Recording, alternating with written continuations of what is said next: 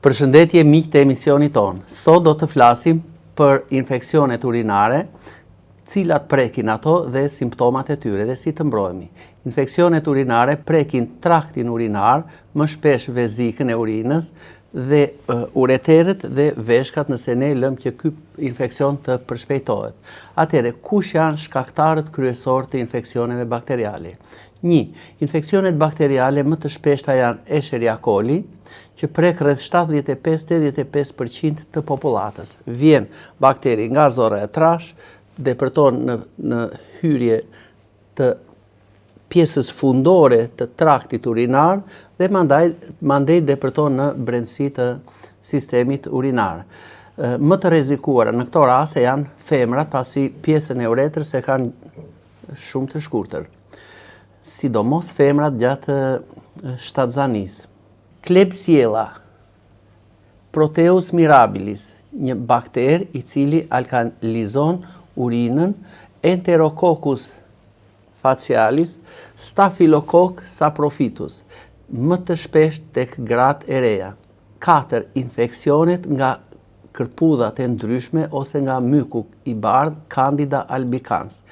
Infeksionet të tjera në sistemin urinar shfaqen tek diabetikët, shfaqet pas përdorimit të gjatë të antibiotikëve të ndryshëm, personat që vendosin kateter për shkarkimin urinar, femrat me rezistencë të ulur trupore, që sëmuren shpesh, që infektohen lehtë, dhe infeksionet virale, edhe këto më rrallë, por ndikojnë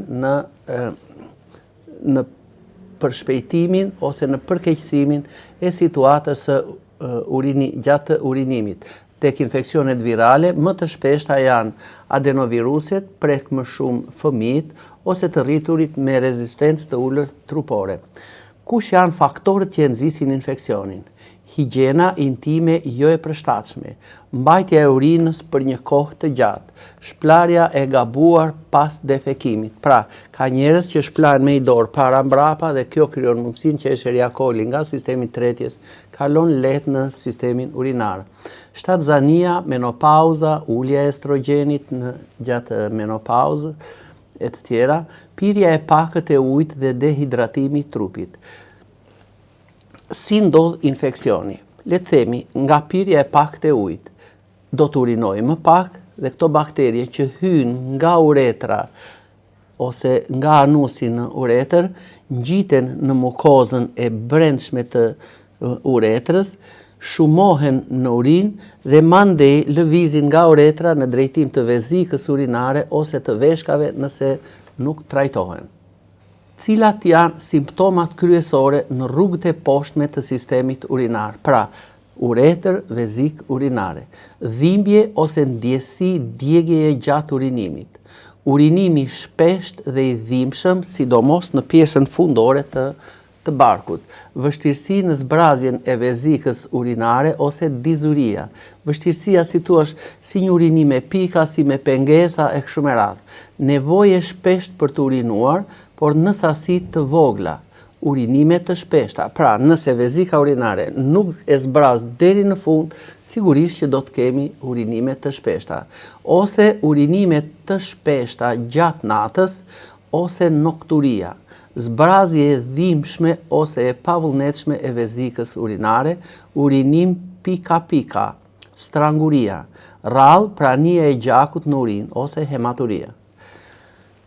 Simptomat në rastin, pra këto ishin sidomos pjesa e poshtme, por nëse ngjiten ato në ureterët dhe në veshka, simptomat si thua vinë me agravim të situatës trupore, ku vazhdon një rritje e temperaturës, pra një temperaturë e lartë, ethe, dobësie përgjithshme e trupit, të vjella ose konstipacione, dhimbje mesi në pjesën e mbrapme, drejt me veshkat, përgjithsisht ose në të dy veshkat, ose e njanshme, dhe mund që të kemi edhe dhimbje shpine. Nevojë e shpesht për të urinuar, por që nxjerr urinë të pakët, pra kemi një polak i urinim me vështirësi dhe nga pak. Për shpejtim i ritmit të zemrës, pra kemi një takikardi si thuash, e vën re kjo më shumë takikardia gjatë natës.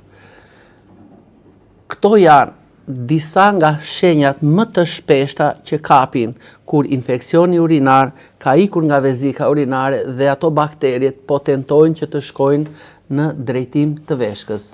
Përveç këtyre simptomave, fëmijët shfaqin të vjella, mungesë të dëshirës për të pirë ujë, kanë një plogështi, kanë një lëkurë të zbehtë dhe të thatë, ndijnë një dhimbje barku dhe mund të kenë edhe urinim të pavullnetshëm dhe urinim me djegje.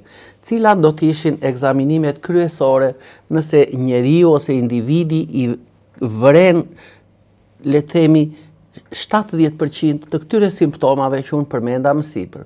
Do të ishte e mira që të përgatisim veten për të bërë një analizë urine. Pra, marrim një gotë kimike, urinojmë dhe urina duhet vejë së paku brenda orës pranë një laboratori ku të bëhet ekzaminimi mikroskopik i urinës dhe nëse kemi mundësi financiare edhe një urokulturë. Mandej mund të kalojmë tek një ekoabdominale për të parë nëse muret me të vërtet të sistemit urinar janë të holla fine apo kanë filluar që të trashen nga inflamacioni. Kush do të ishte trajtimi alternativ? Ky trajtim do të bëhet në varësi nga shkaktari, por edhe nga shkalla e inflamacionit. Për shembull, si mund të korrigjojmë pH-in në urinë? Marrim një analizë urine dhe lexojmë aty, për shembull, pH-i 5.5 është më i vogël se 6.5, që do thotë kemi një urinë acide. Atëherë, si mund ta eliminojmë këtë, që të mos të na djegi sistemin në pjesën fundore të sistemit urinar? Kjo urinë me këtë pH 5.5 zbritet dhe i afrohet pH-it 6.5, 6.8 në këtë mënyrë, duke pirë afërsisht 2 javë nga një gotë ujë dhe një lugë çaj me sodë buke. Mbas 2 javësh, atëherë mund ta bëjmë më mbrapa me ndërprerje pirjen e këtij uji me sodë buke, por jo më me një lugë çaj të plot, por me gjysmën e saj. Po kur pH-i është më i vogël se 7.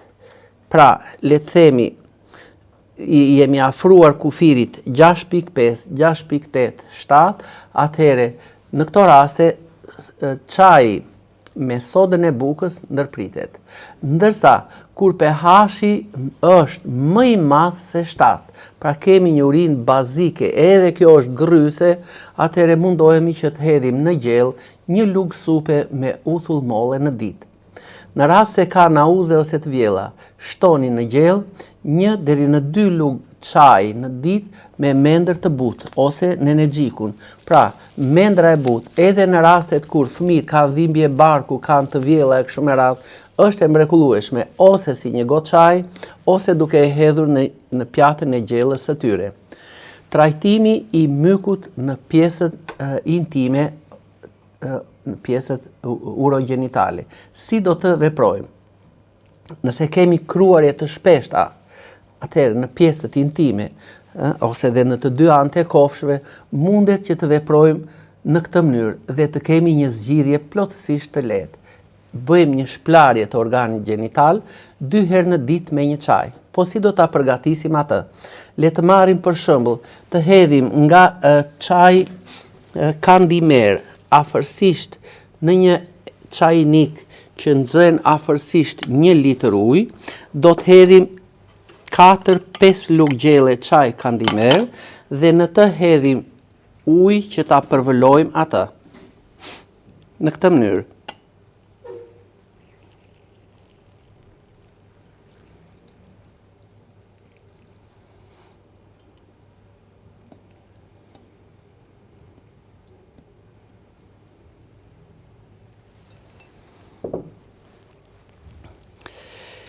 Çajnikun e lëm kështu afërsisht 10 deri në 15 minuta. E mbulojmë në mënyrë që ajit esencial të rigonit, të trumzës, të gjethjeve të mushmollës e kështu me radhë të kondensohen dhe të na bien brenda tek çaji. Mund të bëjmë një tronditje kështu, një përzierje të shpeshtë dhe për 15 minuta çaji ngelet në këtë mënyrë. Mandej, marrim dhe E kullojmë çajin dhe hedhim në një filxhan çaj një gotë nga ky çaj i përgatitur. Shtojmë një lugë kafe me sodën e bukës dhe e përdorim për shplarje të pjesës intime. Kuptohet kjo do të lihet 15 minuta, ku ngjyra e çajit sigurisht do të bëhet më e ndezur. Pasi bëm shplarjen e zonës intime që kruhet me një filxhan çaj nga çaj kandimer, e lëm zonën të thahet ose e thajme tharse për ta përshpejtuar dhe mandej veprojmë në këtë mënyrë. Marrim propolisin me rigon, hedhim në dorë 8 deri në 10 pika propolis. Shtojmë në të edhe 8 deri në 10 pika ujë ose nga çaj dhe përsëri bëjmë një lyerje të zonës në vatrën ku ajo kruhet.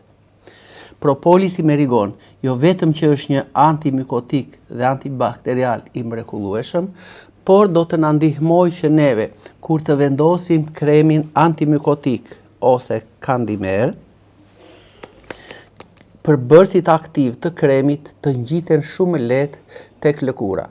Këtë veprim ne do ta bëjmë 2 herë në ditë dhe që 2-3 ditët e para ju do të ndjeni atë kënaqësinë e të ndjerit mirë.